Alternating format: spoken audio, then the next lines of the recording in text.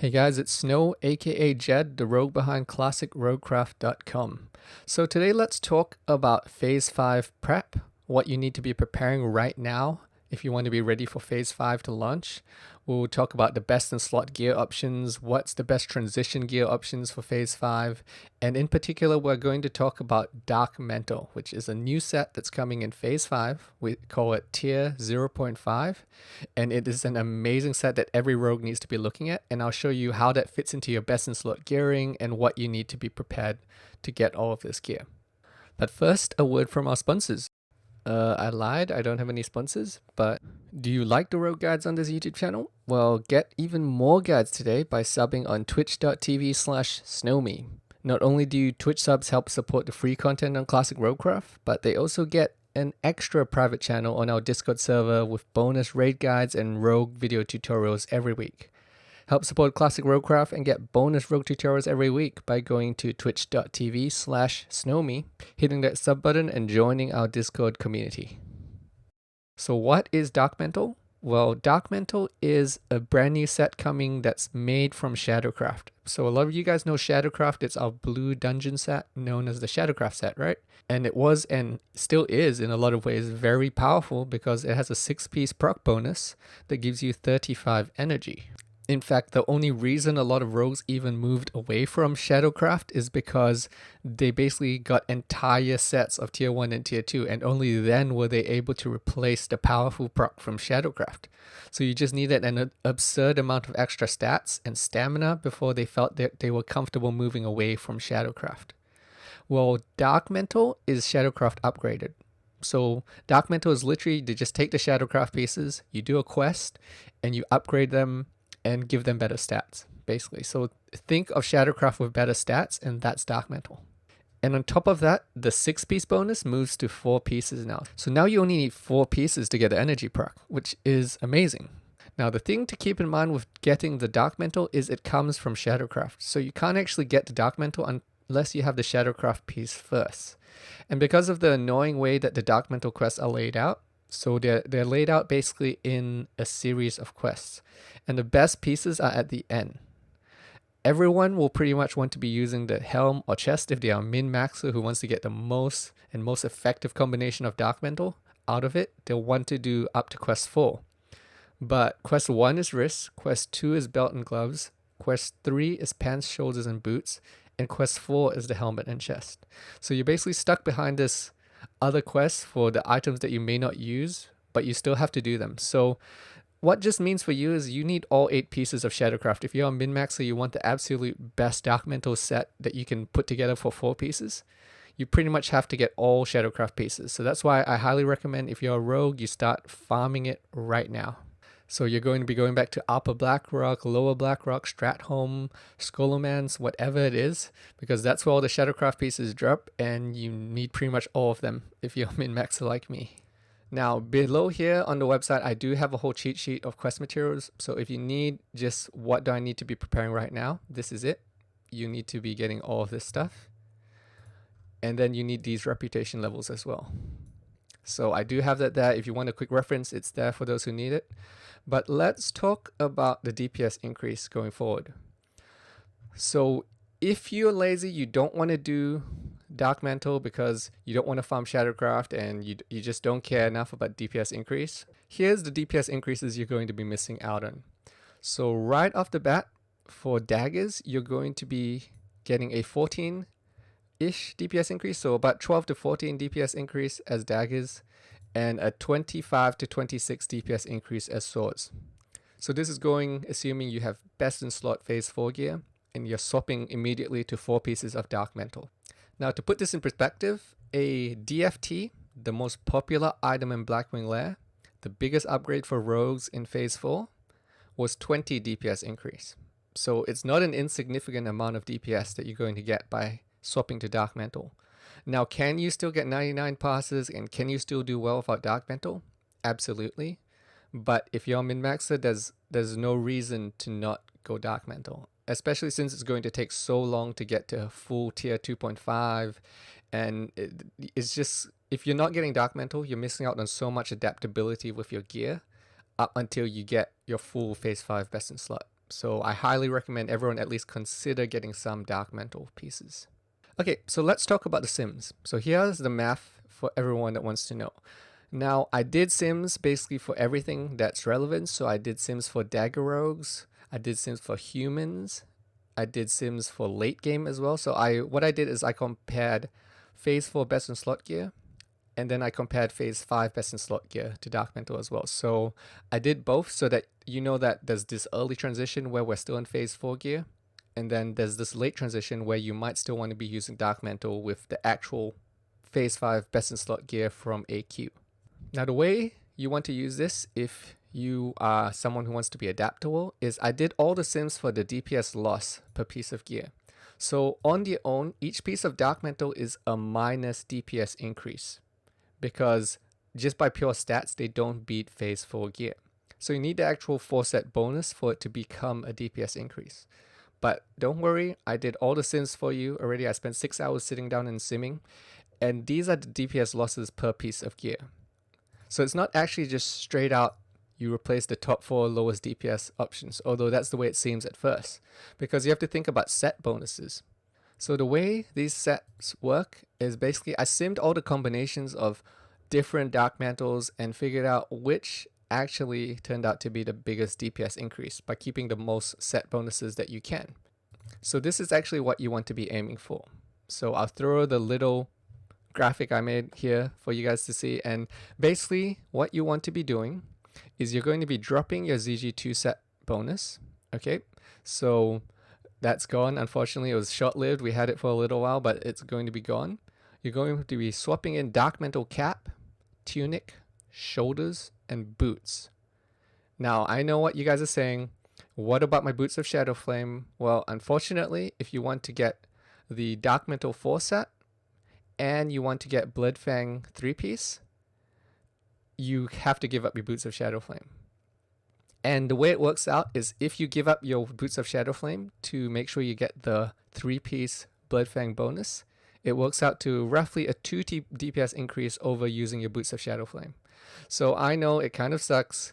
The boots of Shadow Flame are really good, but unfortunately that's just the way it's going to work. So because you're swapping out your ZG shoulders as well, so if you have ZG shoulders, you're not going to get the set bonus anymore with your trinket. The rough rule of thumb for Phase 5 is that when you lose your ZG 2-set bonus, so you're not getting 20 attack power from that ZG 2-set, then the Renataki's trinket is no longer BIS. Earthstrike trinket, which comes from the Cenarian Circle, is what you want to replace it with. So that's just a rough rule of thumb. You can remember this as you're going into Phase 5 and as you're swapping gear around. So anytime you lose your ZG 2-set bonus, the Renataki's trinket no longer beats the Earthstrike trinket just one-on-one. Now you might be curious, what if I keep my boots of Shadow Flame? Okay, so if you keep your boots of Shadow Flame and you keep your ZG 2-set bonus, you can still get really close. So it's only a 2 DPS increase. So you can still do fine. And this is what I mean by Darkmantle is super adaptable. You don't have to go the exact BIS gear. There's small DPS differences between the different pieces. But the important thing is that you are getting the 4-set bonus. So if you were to keep your boots of Shadow Flame, then you'd go back to this, which is your ZG trinket and shoulders. Then you keep your boots of Shadow Flame on. You swap in Darkmantle cap, tunic, braces, and belt. And that gets you about 2 DPS less than if you had swapped out the boots of Shadow Flame and swapped in a piece of Bloodfang so that you can get the 3-set Bloodfang bonus. Now, I know some people might think, wait, I'm Horde. I only have poison on my offhand. Well, unfortunately, it's still an upgrade. So you're still probably going to be swapping out both your BF chest and your boots of Shadow Flame. Now, the good news is this is an equalizer, right? If you think about it, Darkmantle set can just replace everything. Everything that you missed out on in Blackwing Lair, you can just replace it with Darkmantle and you're good to go. Now, I know some people might be Alliance here, so you guys might be Alliance and you might benefit more from poison perks. Or don't worry, I did sims for Alliance as well. And as expected, you guys still benefit from the Bloodfang set, except you guys get an even bigger increase, right? So for Alliance, because you guys use poisons on both your main hand and offhand, it's roughly a 9-ish DPS increase over dropping your 3-set Bloodfang bonus. So you still want to go the exact same set, except it gives you even more benefit. For Horde, it's roughly a 3 or 2 DPS increase. So you see here, it's 1209 and 1211. So it's a smaller increase on Horde, but it's still worth doing because, you know, DPS increase is DPS increase. Okay, so let's talk late game. So late game combinations for Dagger Rogues is very, very close. Basically, almost no difference between if you go with Darkmantle still while using your tier 2.5 and between not using Darkmantle, basically, and using full tier 2.5. So there's a 1 DPS difference between if you're mixing in Darkmantle and if you're not. Darkmantle sims a tiny bit higher at 1337 here in my sims, and beats it by 1 DPS. So essentially there's no real difference. You go whichever one you want, but my recommendation is that you go for tier 2.5 at the end game, right? So obviously as you're gearing up, you're going to be using Darkmantle, but in the end you want tier 2.5 because it's 400 HP more and the DPS is essentially the same. 1 DPS isn't going to matter. I'd rather take the 400 HP all day, every day. And don't forget that you might not even get a Death Sting because it's a very rare weapon. If you end up with 2 Pugios, as you can see here, you're basically getting a 2 to 3 DPS increase by using the tier set. So the tier set is just generally the better option, but leading up to it, you'll still be using Darkmantle. Now let's talk Sword Rogues. Okay, so Sword Rogues, the advantage you guys are going to be getting as a Sword Rogue going into phase 5 is that you guys can actually keep your ZG set bonus, because with Dagger Rogues, we're going to be stuck holding onto our ACLGs for the plus dagger bonus, because we're not going to get death stings on the first day, so we're going to be stuck holding onto those for a while. But Sword Rogues, you guys don't have to worry about your glove slot, so you guys can actually keep the ZG2 set and your Darkmantle set and Bloodfang Pants set. That's why you see such a nice DPS increase for Sword Rogues in particular. So Sword Rogues going into phase 5, you're going to drop your full 8 out of 8 Bloodfang or your Clown Suit, whatever you're using, and this is what you're probably going to be wanting to use. So you're going to use ZG, Trinket, and Shoulders. Then you're going to use Darkmantle Cap, Gloves, Tunic, and Boots. And then you're going to use Bloodfang Braces, Pants, and Belt. So this gets you 3 set bonuses. You get the ZG bonus, you get the Darkmantle bonus, and you get the 3-piece Bloodfang bonus as well. Now, if for some reason you want to drop your ZG 2-set bonus, so you don't have the Trinket or whatever it is, then as we said before, Earthstrike Trinket beats Renataki's Trinket 1-on-1 if you don't have the set bonus. So it's almost the same, honestly. So you can see here, 1250 DPS versus 1250 DPS. It's like, we're talking about less than 1 DPS difference between using Earthstrike Trinket and no ZG2 set and using ZG2 set instead of Earthstrike Trinket. So pick and choose. It's up to you what you want to go here, really. But if you're not using the ZG2 set, then you swap in Darkmantle Tunic, Cap, Gloves, and Shoulders instead. Okay, but Snowme, this is for mixed clown set. What about for Sword Rogues using Bloodfang? Exact same thing. So the gear is literally exactly the same. You guys still want to be swapping to this exact same set, and it's the exact same DPS, so nothing different here. So you guys, unfortunately, you guys are going to say goodbye to your really sweet looking Bloodfang, and you're going to be getting this in phase 5. Okay, so let's talk about Sword Rogue late game. So Sword Rogue late game, you still want to be going for the same as the Dagger Rogue, so you're going full tier 2.5, 5 out of 5, and that's the highest DPS for you. But Darkmantle is still really, really close. So you can see here in my sims, full tier 2.5 is 1320 DPS, and if you go Darkmantle, it's 1316 DPS. So again, not a big difference. Obviously, there's a stamina difference, so again, you'll be losing about 400-ish HP by going with a Darkmantle set instead of full tier 2.5. So you still, in the end, you want to go for tier 2.5. But what all of these numbers tell us, basically, is that the difference is small in DPS gain, and everyone will be wanting to use Darkmantle because until you get your full tier 2.5, it's pretty much the best option for you.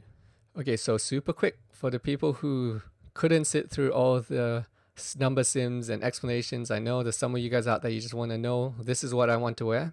Well, here it is. So here's a super quick breakdown, okay? So this is the gear you're going to be transitioning to as an early Phase 5 Dagger Rogue. You're going to swap in your Darkmantle cap, tunic, shoulders, and boots, and keep Bloodfang braces, pants, and belt. And why this is powerful is because it gives you Darkmantle set bonus and Bloodfang 3 bonus, which is better for both Horde and Alliance, but even more important as Alliance. And for your trinket, because you're losing your ZG2 set bonus, you swap out your Renataki's trinket for your Earthstrike trinket. So one-on-one, again, anytime you're swapping out and losing your ZG2 set bonus, you swap in your Earthstrike trinket because one-on-one Earthstrike is better than Renataki's trinket. I won't go into complicated maths, but on average, Earthstrike does beat Renataki's for most fights, unless the fight is super short. Okay, so let's talk late game Dagger Rogues. Dagger Rogue late game BIS, you have two options. So this is kind of like how Sword Rogues right now in Phase 4 have two options, or Clown Suit or no Clown Suit. It's the same thing for Dagger Rogues in Phase 5, because these two sim combinations, so these two gear sets, so one is full tier 2.5 and one is Darkmantle, these two sim within 1 DPS of each other.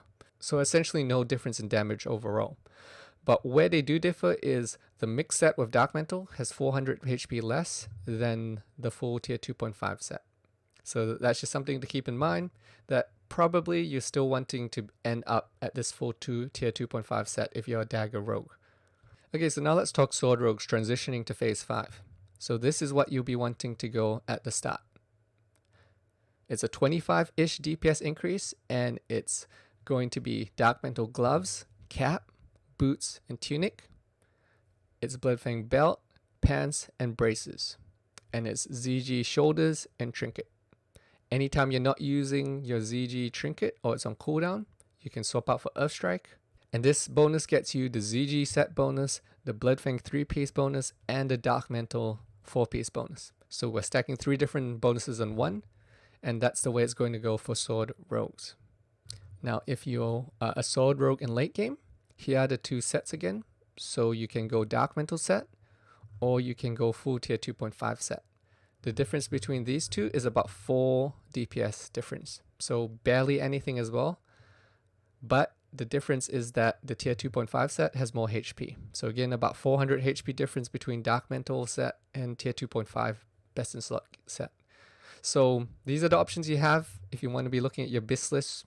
Okay, so I hope this helped clear up some confusion on Darkmantle. If you need all of this data, you want to check out the BIS list, you want to pour your way through all of these DPS losses per pieces of item that I did for all the different sims. So I did sim it versus both late game and early game as well. You can do that. You just go to classicroguecraft.com and click the Darkmantle guide link in the menu at the top. Okay, so I hope this Darkmantle guide helped you out, maybe explain the DPS differences a bit and what you want to be aiming for.